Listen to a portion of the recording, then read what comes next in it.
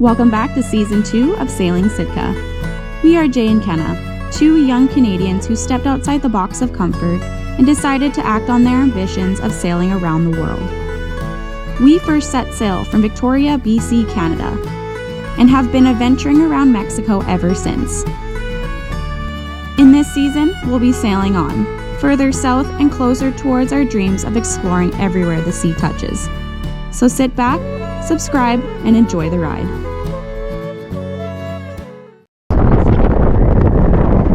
She's blowing hard. It's a pretty bad night. Like,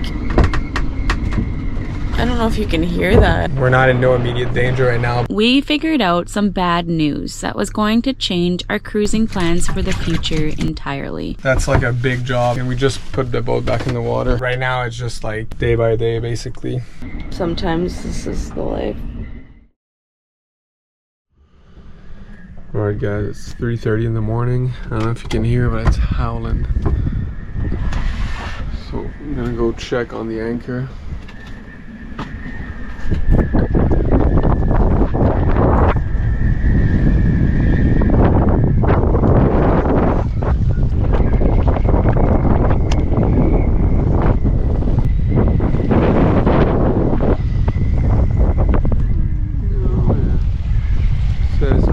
That's our bridle, go all the way there. Can't see anything on shore, it's like absolutely dark. She's blowing hard. Good news is we haven't drifted or moved, so we're solid holding all night. But yeah, she's just whistling through the rigging. I haven't really slept, to be honest with you guys. Just been getting up every 3 hours. After a very exhausting, sleepless night here in Punta Pulpito, we woke up to a beautiful and calm sunrise. Living on a sailboat at anchor full-time can come with its challenges. At the end of the day, for us, this is our entire home. Everything we own is on this boat, and being at the mercy of weather can be scary at times. But moments like this make you appreciate the beauty of it all and remind us exactly why we are crazy enough to live this lifestyle in the first place. So after a beautiful sunrise at like 6:10 in the morning, we woke up to rain, which this is actually the only the second time we've ever seen it rain in Mexico while we've been here. So it's kind of nice and it smells wonderful, and we're just in this anchorage where we're just by ourselves, so it's actually kind of cool. Right, tell them the truth about last night, dude. Okay. It was a pretty bad night. Yeah, like, so I was up all night. Like, I literally didn't sleep. I slept maybe 40 minutes at the end. It was blowing like 30 knots all night, and the holding was good, which that's what it said on the charts and on the guidebook, and they were right.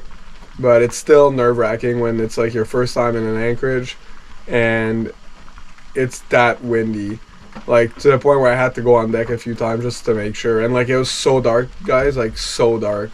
It was extremely dark. You couldn't see anything. Like, the only thing that was a little darker than the darkness was that big cliff of rocks. So that's like, you come outside and not know where you are because you couldn't even see your hand. And the wind started dying, and then we like started rolling a bit, which we are right now. But yeah, it's all part of the experience. So a horrible night's sleep, rolliness, and rain is what we woke up to.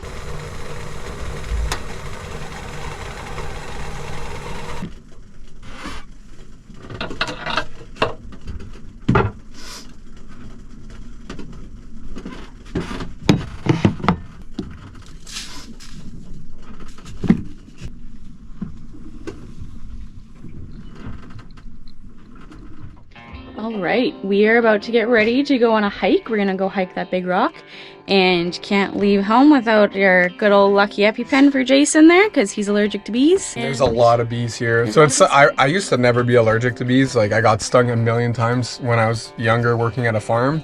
And last year we were in Partida and I got stung by a bee, and my like lungs started, like, not my lungs, but my throat started collapsing, and I was like whistling for air. and I took Benadryl and it worked, but like Yeah. we had the EpiPen in standby. I didn't need it, but I think it's better to, it's the kind of thing that it's better to have not needed than need and not have it. True. So we're gonna bring it. So yeah, we're gonna bring it. We're gonna bring the drone, both GoPros, everything that we need, and we're gonna go hike that big ass rock. After departing Sitka, we got into the dinghy and started nearing this gigantic rock formation. The closer we got, the more in awe we fell. This enormous mountain had our jaws on the floor, but then got us thinking, what exactly is this huge thing? After some research, it turned out to be much more than just a 400-foot rock. It was actually a 500,000-year-old volcano, which is potentially active to this day. After that wild realization via Google, we were all the more excited to check out this giant-ass rock.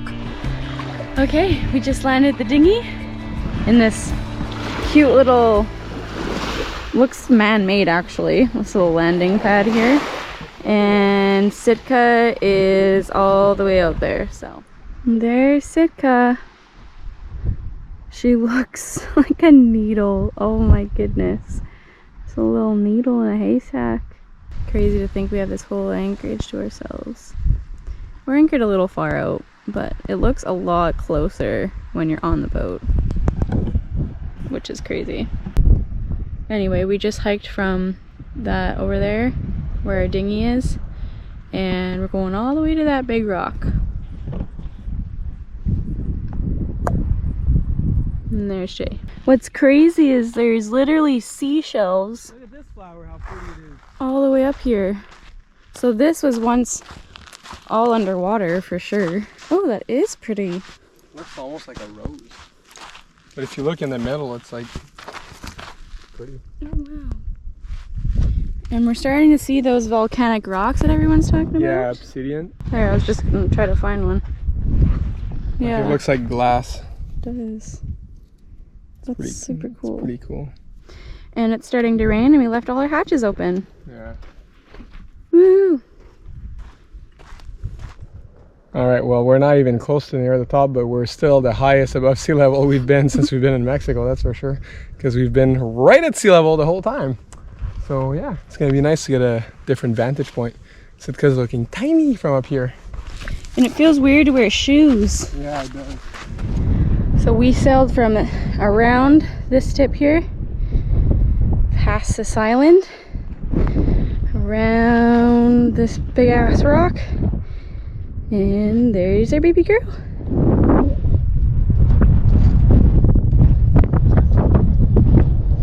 Made it to the very top, which I think is this pole signifies.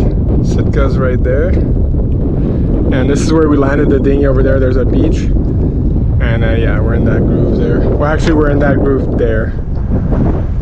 So we walked all the way around that peninsula, up that cliff, up that ledge, up this ledge, and up this final ledge. It's quite windy up here. I wanted to fly the drone, but I don't think I will. Oh, it flies from down there on the plateau. The water looks so green there, in that bay. Made it! Made it! Made it. Now it's time to go down and get some food. King of the castle, king of the castle. King of the castle, very nice, I like. Look what Jay just found. And like, it's super cool. And then it says, keep or rehide, regift, post a pic at #OlympiaRocks, Facebook, or other social media. Have fun.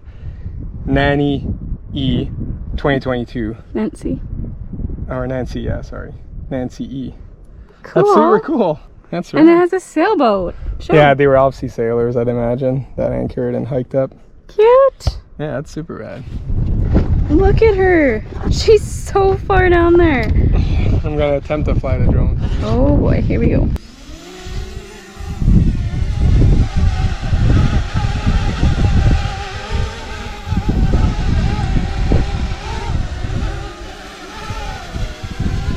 Drone shots from this high of a vantage point mixed with gusty wind conditions equaled for not a super impressive shot, but nonetheless, it was an epic adventure to shore. We hiked down a lot faster than we hiked up, all while admiring the very unalive topography this landscape consists of.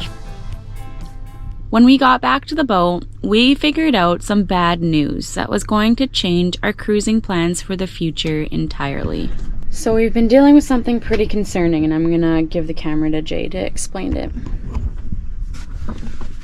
Yeah, we've been getting a lot of water coming in the bilge, and it's coming from the stern, so it's coming from the rudder, and like it's a lot. Like this is all water in here.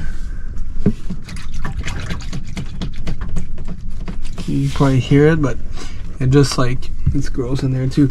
Our bilge is quite small, but like the problem is that it just fills up.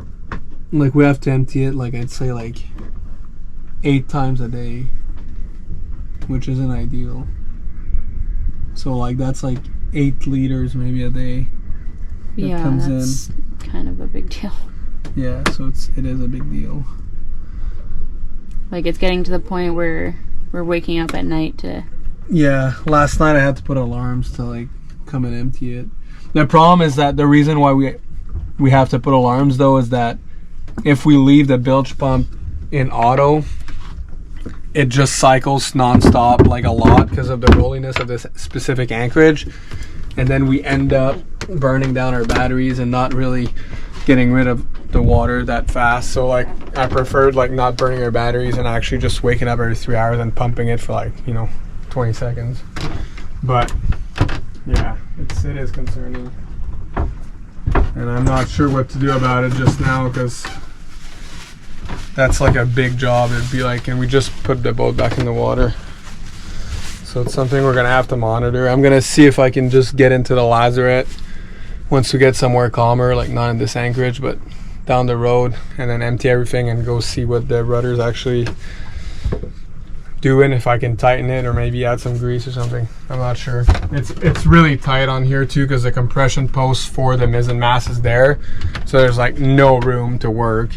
But yeah, right now it's just like day by day basically, and assessing the situation. We're not in no immediate danger right now, but the concerning thing is we're planning on leaving Sitka in the water this year, and we can't have like the bilge filling up that fast. Like that's like, it's an old boat, and it does like water always came through the rudder shaft on Sitka, but never at that rate. Like this is a lot.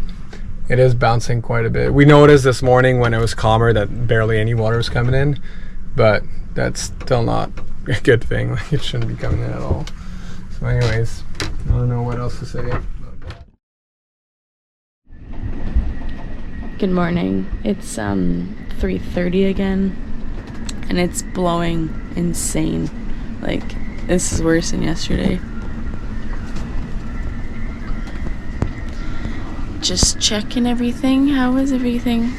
It's good, but it's howling out there. Like, how much would you say that it is right now? Like, probably guessing like 35. it's like I can't even sleep. It's like it's so loud in the rigging, like the sound. Like it's just like, yeah, and there's like tiny white caps, and we're like, there's no fetch here. Like no fetch, but there's white caps. Like, I don't know if you can hear that, but it's insane.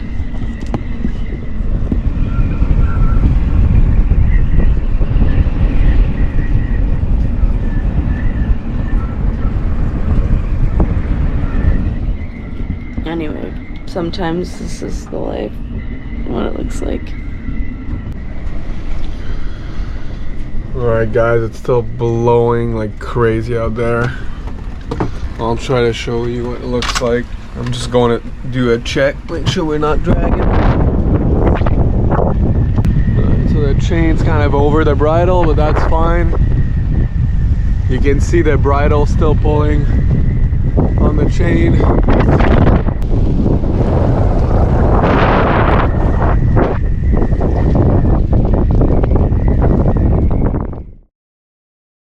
Jay, you gotta be all friggin' in the moment, man. Look at how I look, like a homeless little person on the prairie. We're over it. We've had enough. We've had enough. supposed to blow today, but we've had enough. Yeah, we're So we're heading south. done. Yeah, we're gonna go to San Juanico. It looks really, really pretty. It's only like 3 hours tops from here. So we're just gonna get everything sorted. Plus, once again, we need to charge the batteries, and it's super cloudy today. So a little motor sail. It's supposed to be windy, so we'll probably just have motor in the Genoa because it's gonna be dead downwind sailing. Nice.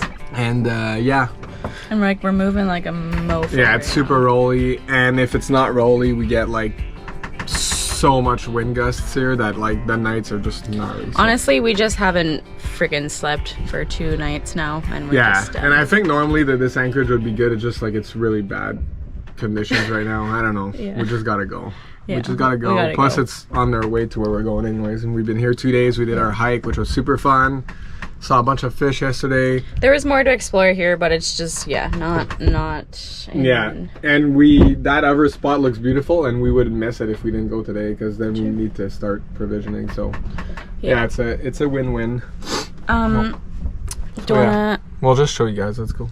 Let's do it. Let's go what? Well, we gotta get the boat prepped up. Can we read to them where we're going? San Juanico. How far is it?